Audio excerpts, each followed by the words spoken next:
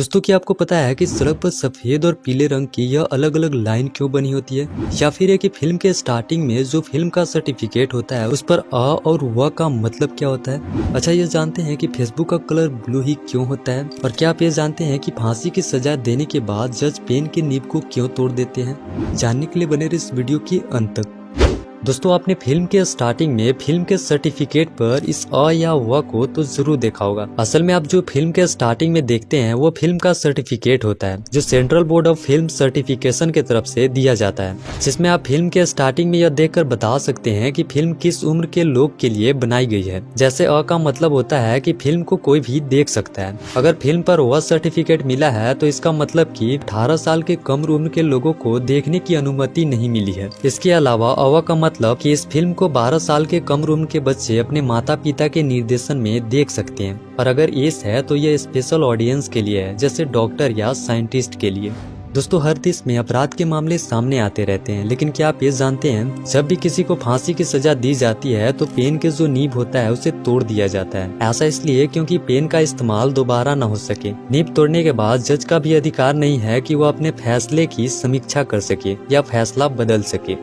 Facebook जो दुनिया का सबसे पुराना सोशल मीडिया ऐप है, लेकिन क्या आप ये जानते हैं कि फेसबुक का कलर ब्लू ही क्यों होता है? दरअसल फेसबुक के सीईओ और फाउंडर मार्क जुकरबर्ग को कलर ब्लाइंडनेस की बीमारी है, जिसमें उन्हें हरे और लाल रंग में अंतर का पता नहीं लगता है। इसलिए उन्होंने फेसबुक का कलर ब्लू रख दिए हैं।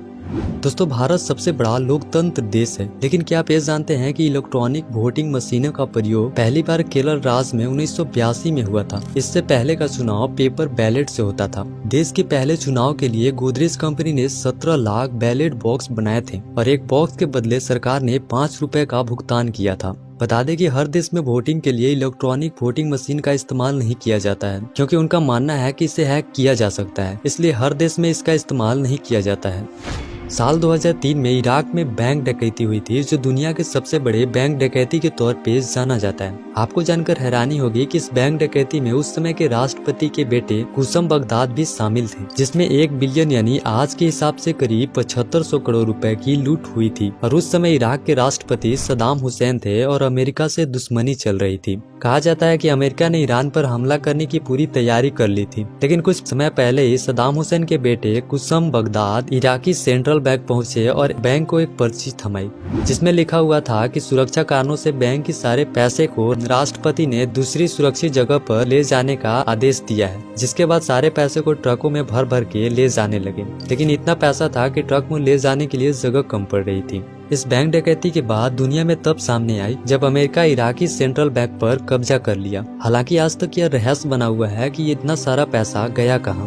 दोस्तों, क्या आप ये जानते हैं कि क्रिकेट मैच के दौरान खिलाड़ी अपने चेहरे पर क्या लगाते हैं? बता दें कि ज्यादातर खिलाड़ी अपने चेहरे पे सन स्क्रीन लगाते हैं। ऐसा इसलिए क्योंकि वह करीब 8 घंटे धूप में खेलते हैं, जिससे धूप में उनका स्किन यूवी किरणों से खराब हो सकता है, लेकिन यह सन स्किन को खराब होने से बचाती है।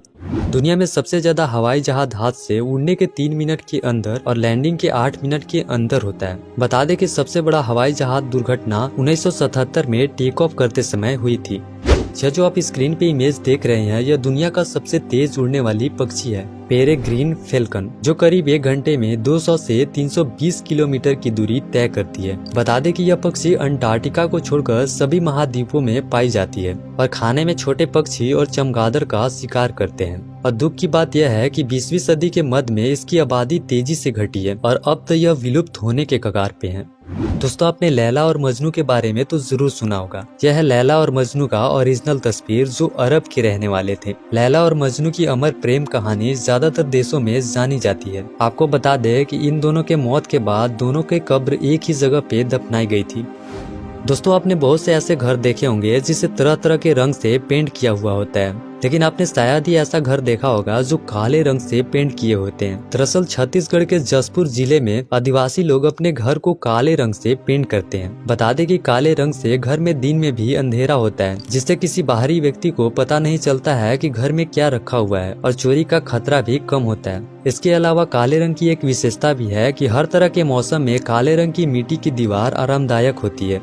यह है उत्तराखंड के रहने वाले आरती डोगरा, जो भारत के कम हाइट वाले IAS अधिकारी हैं। इसलिए आप किसी को उनके कद और लंबाई से नहीं नाप सकते हैं। दोस्तों आपने सड़क पर बने सफेद और पीले लाइन को तो जरूर देखा होगा, जिसमें यह कभी कभी एक सीध में होती है तो कभी कभी यह टुकड़ों में होती है। बता दें कि केवल सड़क को दो हिस्सों में बांटने के लिए ही नहीं होता है, इसके और भी कारण होते हैं। सड़क पर बने सफेद लाइन का मतलब कि आप जिस लाइन में चल रहे हैं उसी में चले, आप दूसरे लाइन में नहीं जा सकते हैं। वहीं यह सफेद लाइन टुकड़ों में है तो इसका मतलब कि आप सावधानी से दूसरे रोड में जा सकते हैं। अगर यही सड़क पर सीधे पीले लाइन हो तो इसका मतलब कि आप दूसरे गाड़ी को ओवरटेक कर सकते हैं, लेकिन पीले लाइन को पार नहीं कर सकते हैं। हालांकि अलग अलग राज्य में इसका मतलब भी अलग अलग होता है। जैसे कि तेलंगाना के सड़क पर बने पीले लाइन का मतलब कि आप लाइन के अंदर रहकर गाड़ी को ओवरटेक नहीं कर सकते हैं। इसके अलावा दो सीधे पीले लाइन का मतलब कि आप अपने लाइन में ही चले, लाइन पार कर उस पार नहीं जाएं। वहीं अगर यह लाइन टुकड़ों में है तो आप लाइन के ऊपर से गुजर सकते हैं, लेकिन सावधानी से। कभी कभी आपने देखा होगा कि सड़क के बीचों बीच एक सीधे पीले लाइन और टुकड़ों में बटी पीली लाइन दोनों साथ साथ होता है। इसका मतलब होता है कि अगर आप पीले टूटे लाइन की तरफ चल रहे हैं तो आप ओवरटेक कर सकते हैं, लेकिन अगर आप सीधे पीले लाइन में चल रहे हैं तो ओवरटेक नहीं कर सकते हैं। दोस्तों अगर आप हमारे वीडियो को पहली बार देख रहे हैं तो वीडियो को लाइक और चैनल को सब्सक्राइब जरूर कीजिएगा, ताकि आने वाले वीडियो आप मिस न कर पाए। मिलते हैं अगले वीडियो में, तब तक के लिए बाय बाय।